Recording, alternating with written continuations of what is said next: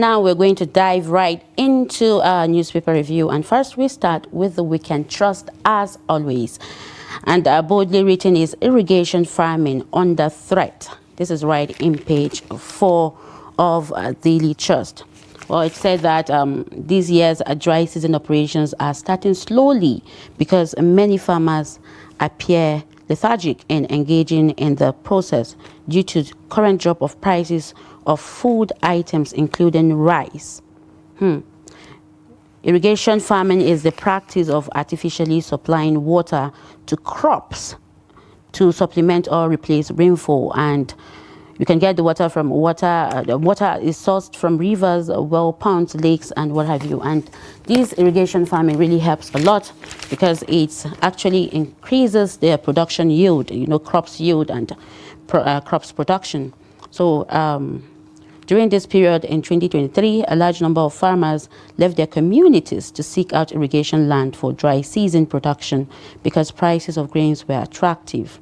So, well, it appears that if the food items right now are really affordable, and that's why irrigation farming is under threat right now. But still, if you ask me, I will prefer the farmers to go ahead and do it because honestly, by January, it will be another different ball game when it comes to food production. Well, you can find this in page 4 of the Weekend Trust. We should pray for Nigeria, Senator UK Umar. Well, we're always praying for Nigeria, of course, because honestly, there's nothing working right now. If you ask me, because from the security to healthcare to education sector to policy making and what have you, everything is just really slow. And honestly, Nigeria really needs a lot of prayers from Nigerians, from the citizens, and even from the international community right now. Well, you can find this in page 12. How ADC benefits from PDP crisis. This is right in page 28. We had a news from report yesterday that a lot of lawmakers left PDP yesterday in Rivers to APC. We all know what is happening in PDP right now, the different factions and the altercations. Even last 3 weeks, what happened in the headquarters, national headquarters, between the Kabiru Taraki and the governor of Bauchi faction with the Wiki faction, suspending and expulsion, So things are really happening in PDP, and of course it's going to benefit the APC and ADC because right now people are really leaving PDP to APC. Well, we can find this in page 28. A day in the life of Kwara's town crier. Our town crier is still in Nigeria. This will be an interesting read actually. This is right in page 31 of the Weekend Trust. Lieutenant Yerima, life after encounter with Wiki. This is right in page 33. I would like to remind you that Lieutenant Yerima is that young soldier that really had a little, it's not really a little. They had altercation, that argument with Wiki because of the land issue. It happened almost 3 weeks ago, and it was everywhere. It really went viral at that time, and a lot of people were really speculating that maybe this is the end of Yerima being a soldier and what have you, but really the DHQ really came out to support Yerima on that. Well, you can find this in page 33, This is a soldier that is really doing his job that really wasn't really known by Nigerians, and now he's really on the spotlight because of what happened. This is right in page 33. You can find the story in page 33. Kogi, a gateway under attack. This is right in page 8 of the Weekend Trust. And well, this is the much that there is in the Weekend Trust. Make sure you grab yourself a copy. Next up is the Punch, Saturday Punch. And in Saturday Punch, boldly written as the reason ex-defense minister Badaru resigned. Oh well, inside the Cold War between Badaru and Matawale, I'm here to lead, work and deliver, says new defense minister Musa. The ex-minister Badaru in his resignation, wrote that he is resigning because of some health issues. That's what is in the news and the reports, and that is what he wrote. But seems there is really something behind, something we don't really know. Well, for you to know that, you have to go to the Punch and check page 4 of the Punch. I was mocked, betrayed over 16 years of barrenness, says Anambra woman. This is right in page 29 of the Punch. Barrenness is really one devastating thing that can ever happen to a married woman, especially a woman that is seeking for the fruit of the womb. It's TTC trying to conceive mothers are going through a lot when it comes to that, because lots of fingers will be pointed at you. Unfortunately, we found ourselves in an environment that people really sees it as, you know, a woman's fault when she's unable to give birth. People will start thinking very unthinkable things about you, start speculations that are not really actually true. Some people will think you lived a wayward life. This is actually the society we found ourselves in.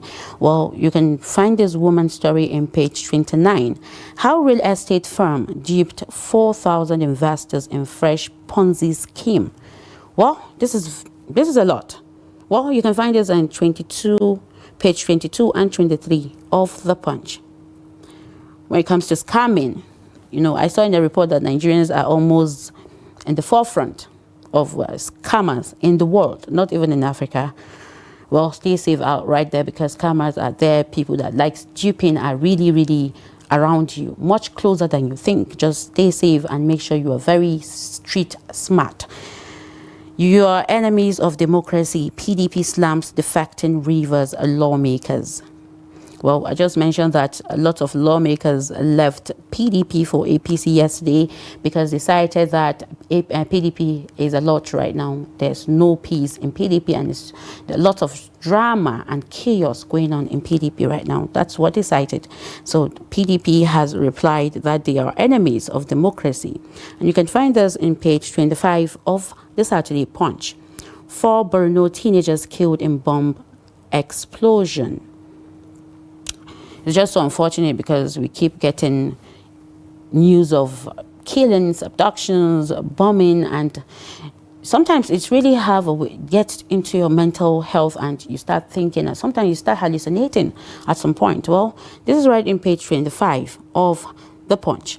Acquitted Lagos doctor Olufemi Olali remanded in UK for recording sexual acts. This is just so unfortunate for a doctor to do that. Well, you can find this in page 4 and the continuation in page 8 of the Punch. Celebrities who battled body shaming. Well, this is not a new thing, but it's actually very, very unkind and rude, actually, to body shame people. That's why most of these celebrities go under the knife. People actually think these celebrities are, I don't know, they are maybe immortal or something. These people are humans, and when you throw those words at them, it's really get to them. And like I mentioned, that's how they all go under the knife, you know, to reduce their body and what have you. Because one major reason that makes them do that is because of the body shaming. When you check their handles in social media especially, you will understand what I'm saying. Lots of people throw insults at them, and this is really actually not nice. Well, you can find this in Saturday Punch, and this is what we have for Saturday Punch in the front pages of Saturday Punch this morning. Well, moving ahead, we'll go to the Saturday Tribune. Saturday Tribune. Supreme Court says FG cannot seize LG phones. Council allocations should go directly to them, says Ocean government can't sue on behalf of local government areas. Strikes out state suit against AGF. This is right in page 4 of the Tribune. APC disqualifies Omisore Adegoke 5 orders ahead of Osun governorship primary. This is right in page 4. APC as the ruling party, so of course lots of people will want to grab that opportunity to be the flag bearer. Well, it has disqualifies actually Omisore Adegoke. Then fingers crossed, let's see what happens. You can find this story in page 4. We have capacity to meet local petrol consumption, Dangote insists. Before we entered the program proper, I was talking about how Dangote said the long queue has come to an end for Nigerians. Now he's saying they have capacity to meet local petrol consumptions. Dangote says this is what the government should be doing. Actually, it's just so nice that at least one Nigerian has decided to change this suffering when it comes to long queue. It's actually not a nice thing. Well, this is right in page 4. And right under the front page is OAU unveils 7-foot bronze statue of Chief Obafemi Awolowo. Well, this is actually nice for you. Whenever they see that statue, of course, it's a can I say artifact or something? This is right in page 6 of the Tribune. Why I told U.S. Congress that Nigeria needs external help to defeat terrorism. Professor Ebenezer Obadari. This is right in page 8. Well, lots of people have been calling the U.S. Government especially to come help Nigeria to defeat terrorism, since Trump declared Nigeria as a CPC. Tinubu Akpabio governors bid Segun Awolowo farewell. This is right in page 5 of the Saturday Tribune. And this is the much that there is in the front page of the Tribune right now. So right now we move to the Saturday Vanguard. And the body written in the Saturday Vanguard is Why Mother Tongue Policy Failed in Nigeria. This is right in page 10. Hausa, Yoruba, Igbo, part of a dilemma to heterogeneous languages. We all know that English is the lingua franca. Right here in this program, some weeks ago, we discussed about this, and we even had we had a phone interaction about this. Why mother tongue policy failed in Nigeria? Of course, it's going to fail because we have more than 200 languages in Nigeria, and if every language should learn with their languages, how then can we be able to communicate? In as much as it has its advantage, there's actually lots of disadvantages when it comes to this. Well, terrorists hold over 7,000 captive in 7 states. This is right in page 12. Where are our wives? Husbands of kidnapped defense ministry directors cry out. Well, this is right in page 13. Rivers State, 16 PDP lawmakers defect to APC. This is right in page 7. Economic Summit. Boris Johnson declares Nigeria safe as Dangote's open check raises hope for Imo State. This is right in page 15 of the Vanguard. This is actually in one of our trending stories. We'll show you when we reach to that. Kaduna, Governor Sani meets Kuwait Fund DG for Agriculture, Education, Health Support. This is right in page 25 of the Vanguard. When love and money are not enough. This is right in the Home Affairs of the Vanguard, and it's right at page 14. Right on there is LG allocations. Supreme Court strikes out Ocean case against FG. This is right in page 38. Well, moving to the Guardian. Newspaper is Igbos and their trouble with Nigeria. Ex-Defense Minister Agui Ironsi. This is an interview, page 18. Igbos and their trouble. Well, lots of things are happening between one thing the Igbos actually say all the time is that they are the second-class citizens, and they feel like they are being marginalized in Nigeria because it's been long that we have gotten an Igbo president. And, when it comes to the states, the number of states in the southeastern Nigeria and what have you, but that's what it's always, they always speculate actually. So you can find this it's going to be an interesting read actually. You can find this in page 18 of the interview section. Supreme Court strikes out Ocean's suit on withheld LG funds. This is right in page 3. Insecurity, Ghania dams, Rivers Monarch, others canvass stakeholders collaboration to end menace.